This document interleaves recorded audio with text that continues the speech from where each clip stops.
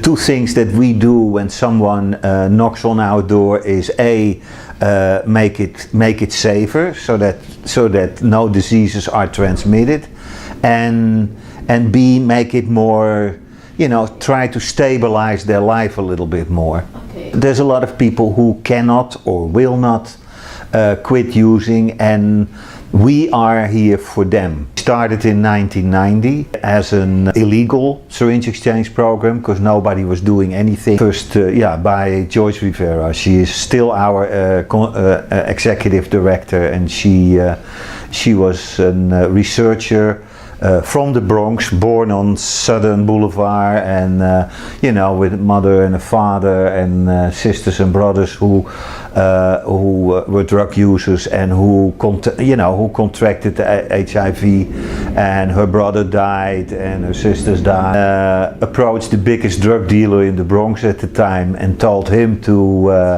but convinced him that providing syringes was an important thing to prevent HIV, and he was convinced. So he basically would shut down his operation in one of the Bronx parks for her, and then she would do the syringe exchange with everybody. By '93, the governor of New York State declared a health emergency around HIV and drug use. And from that moment on, what you see is that at that moment, 65% of injecting drug users in New York, which were 200,000 people, 200,000 injecting drug users, were 65% of them were 60%. I should say, were infected with HIV.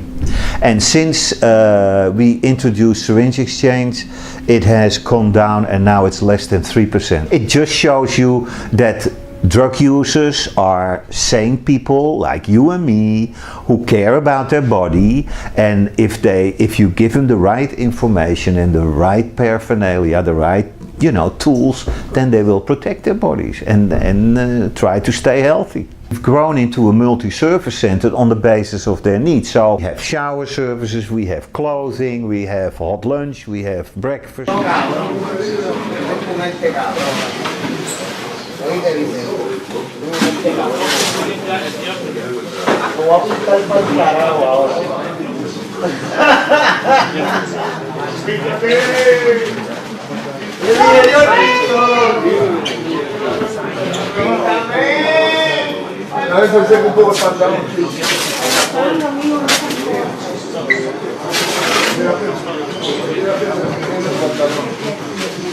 Gracias a ello estoy viviendo una vida nueva. Viví en la calle, cuando vine de Puerto Rico, comiendo de la basura en la calle. Yo vine como participante, desayuno y almuerzo, y estar tranquilo en el local. Apartamentito, tengo mi sustento, tengo mis ayudas aquí, mi trabajito que me sostiene vivo.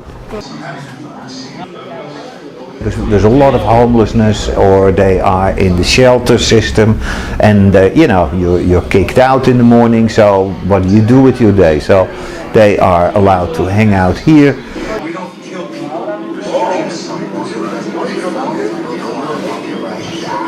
Since around 2 years there is a new wave of opiates that originated, I think, from a push by the pharmaceutical industry to have doctors prescribe more opiate painkillers. The markets were flooded with pills, opiate painkillers, which did a lot of money on the black market, $30–40 a pill.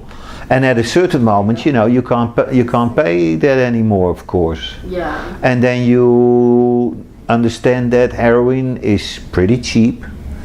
And then you start using heroin. A lot of the issues that people are facing who come in here are not so much just a matter of themselves as individuals, but rather the fact that the government is not designed to really provide the services that will help people, and there's so much stigma.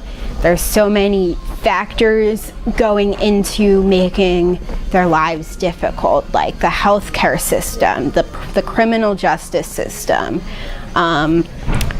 the Department of Homeless, Services. And then when we are talking to people, there's, so many things sometimes stacked against them. So it can be draining in that sometimes I feel like there's only so much I can do, and I just wish that there were larger solutions.